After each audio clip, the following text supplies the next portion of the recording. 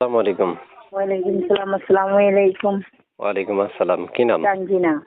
কেন আসা হয়েছে এই প্রতিবেদন বা ভিডিওর সামনে? কেন আইছি প্রতিবেদনে একজন জীবনসঙ্গী একটা মনের মানুষ পাওয়ার জন্য। আচ্ছা।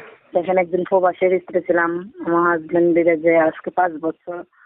মানে উনি কোনো খোঁজ খবর নিতেছে না। বাইরের রাষ্ট্রে সেখানে বিয়ে শাদী করে রয়ে গেছে। আমার একটা ছেলে বাচ্চা আছে। তাই প্রতিবেদন আইছিলাম একজন জীবনসঙ্গী একটা মনের মানুষ পাওয়ার জন্য। ওনাকে শুধু তালাক দিয়ে দিছি। তালাক দিয়ে এখানে এসেছি। তালাক দিয়ে দিছেন? জি, আচ্ছা।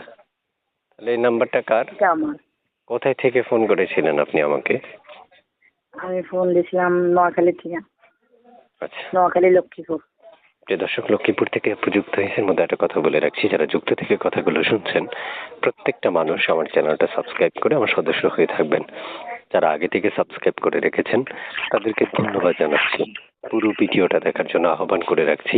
শুরু থেকে শেষ পর্যন্ত যখন আপনি একটা কথাগুলো শুনবেন তখন আপনি তার সাথে কথা বলার জন্য যে কোনো একটা বাজ বা যে কোনো একটা সিচুয়েশন তৈরি করতে পারবেন। তারপর শুনতে চাচ্ছি যে আপনি কেমন বয়সী মনের মানুষ চাচ্ছেন আপনার জন্য? দেখেন আমি একটু বিবাহিত, এমনকি আমার একটা ছোট বাচ্চা আছে, রানিং 3 বছর চলতেছে ছেলেটা, ছেলে বাবু। তাই যেরকমই একজন মানুষ হবে, যে ভালো একজন জীবন সঙ্গী চাইছি, ভালো একটা মনের মানুষ চাইছি। যে মানুষের বয়স নিয়ে কোনো বিবাদন নাই, যদি একটা মানুষের মন ভালো হয় তার পৃথিবী ভালো। আমি একটা ভালো মন, এমনকি ভালো একজন মানুষ চাইছি। প্রিয় দর্শক, শুরু থেকে শেষ পর্যন্ত সবসময় একটা কথা আপনাদেরকে বলে রাখি, আমরা একটা আপুর সাথে যখন কথা বলি, যে কোনো আপুর সাথে 3 থেকে 3.5 মিনিট কথা বলে রাখি, এর মধ্যে আপনাদের মনোভূত অনুযায়ী অনেক তথ্য নাও হতে পারে। এখন এই তথ্যগুলো আপনি কিভাবে নেবেন, আসুন আমরা সে বিষয়ে কথা বলি। এই তথ্যগুলো নেওয়ার জন্য আপনাকে স্ক্রিনে আমরা একটা নাম্বার দিয়ে রাখবো, একটা ছবি দেখতে পারবেন, এই ছবিটা তার। সে এই ছবি এবং কি এই নাম্বারটা যুক্ত থাকা, আপনি এই নাম্বারটা নিয়ে যখন তাকে ফোন করবেন, সেম আমার মতো তার সাথে কথা বলতে পারবেন। এবং যোগাযোগ করার জন্য আপনাদের কষ্ট করার তেমন কিচ্ছু নেই।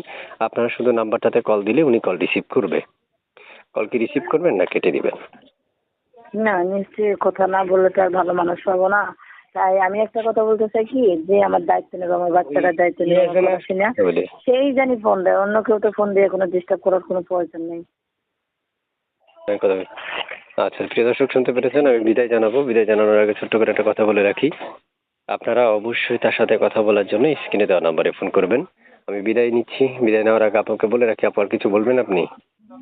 না, আমি আর কিছু বলবো কি না। নাম বলেছিলেন? তানজিনা। ঠিক আছে, ওকে, ভালো থাকেন, সুস্থ থাকেন, আল্লাহ হাফেজ।